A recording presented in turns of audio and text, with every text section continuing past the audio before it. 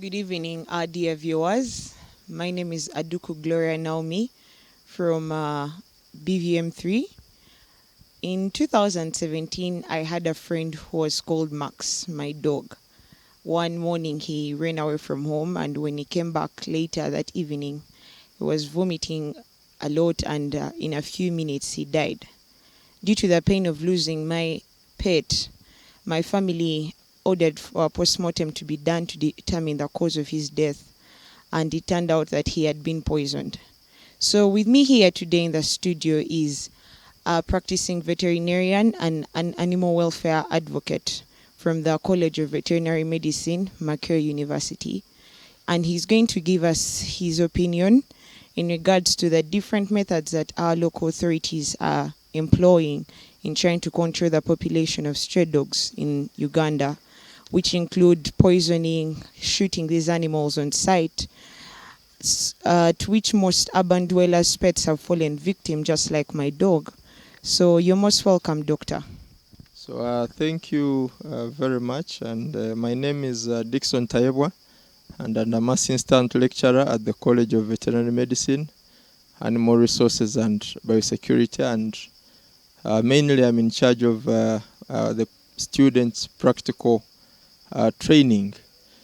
Regarding the problem of the dogs getting out of hand, I think this is a problem mainly in the cities, but I would say most times it is a human created problem. How is it created?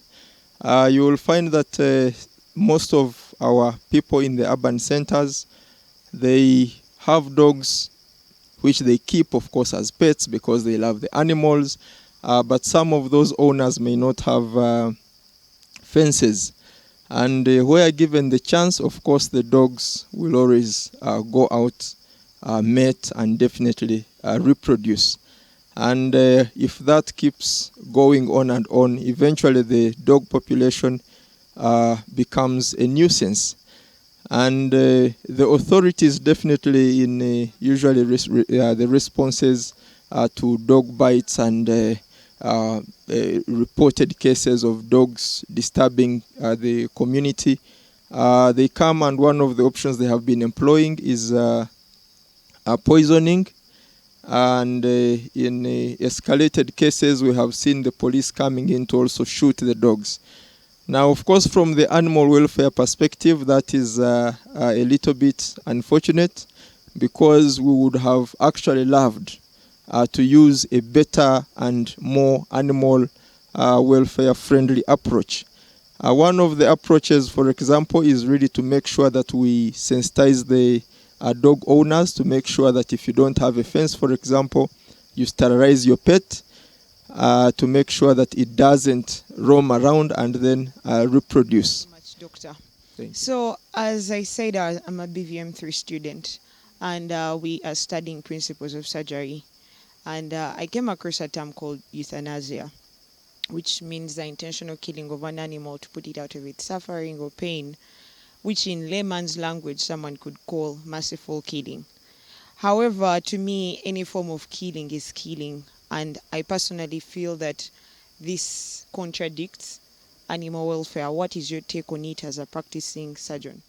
As a practicing surgeon, definitely anybody that works with animals and has passion for animals,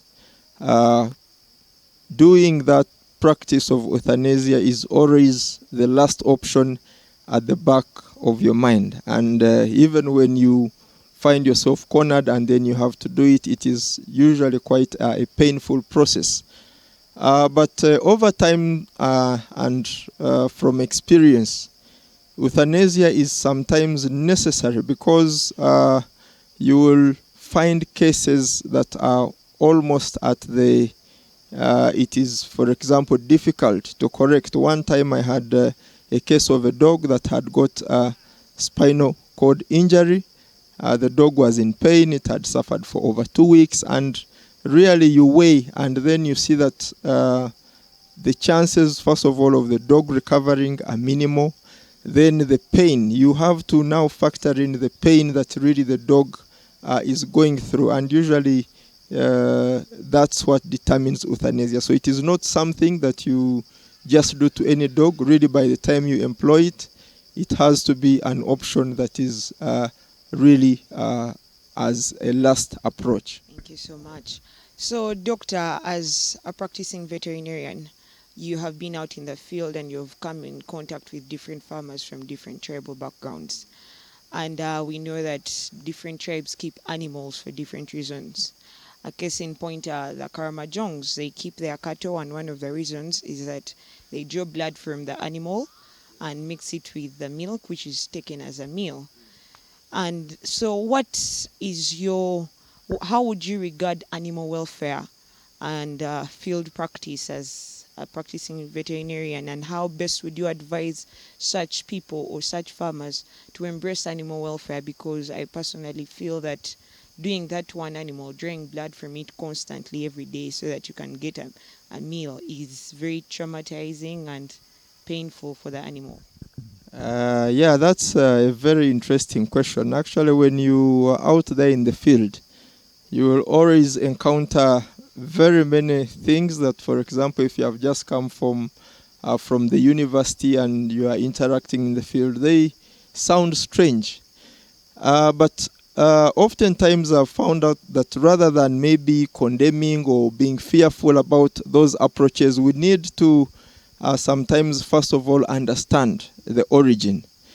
Many of these practices are as a result of adaptation of these of the humans and the animals to a certain environment, and this has been over time. For example, I believe that the Karamojong, for example, taking the blood from a cow and then the milk and mixing it to drink could be attributed to the fact that they live in a semi-arid area, and originally they were pastoralists.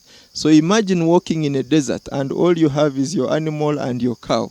Definitely it means that the animal will have to survive from you, and vice versa. So after understanding that, then now it brings us to finding an alternative and a solution. For example, right now, because of land restrictions, the cattle movements are now restricted. That now most of those farmers that were doing that are now zero grazed, or they are keeping small herds. So in such a case, such practices, you find that with time and with development, it just dies out. But of course, there are other practices that now require us to come in and find alternatives for the people, to divert them from that practice, and then go ahead to sensitize them. For example, just what we talked about, the issue of sensitizing farmers and giving them an option that they can actually be able to sterilize their pet rather than to leave it intact. It is roaming and it is producing many litter a year that you cannot handle.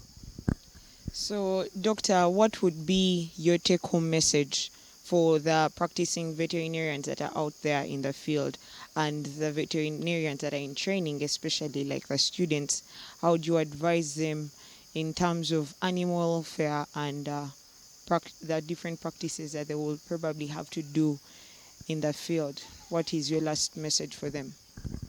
I think my message is, of course, veterinarians, whether student or in the field, we need to first of all appreciate the fact that animals are sentient beings, which means animals have feelings, animals can get happy, and we have seen many stories that really demonstrate the feeling of animals. So that is one thing we have to first appreciate. And after you have appreciated that it means then that whatever you do, whether you are treating, whether you are handling, you handle the animal in a way that you need to simulate, for example, what you would want done to you. All of us who want a good life, we want to be happy, we don't want to be starved or kicked or infringed. And those are simple basics that we need to take home, and not just take home, but actually practice them, such that at the end of the day, us and the animals will live really in harmony. And especially for those who are keeping production animals, respecting the welfare of the animal is actually one of the easiest ways or the most economic ways to actually make sure you maximize production. So my message is maintain animal welfare, and then your animals will pay you back by being very productive. Thank you. Thank you so much, Doctor. We know that you are a very busy person, but you have spared time to have this interview. Thank you so much for enlightening us as students and also as the vets that are out there that are watching this interview today. And I would love to thank everybody that has tuned in to watch this interview. Thank you so much. I'm sure that you have learned something today, especially if you're out there in the field, how to handle the animals. It's not just about cheating, but also making sure that they are comfortable and they are enjoying themselves.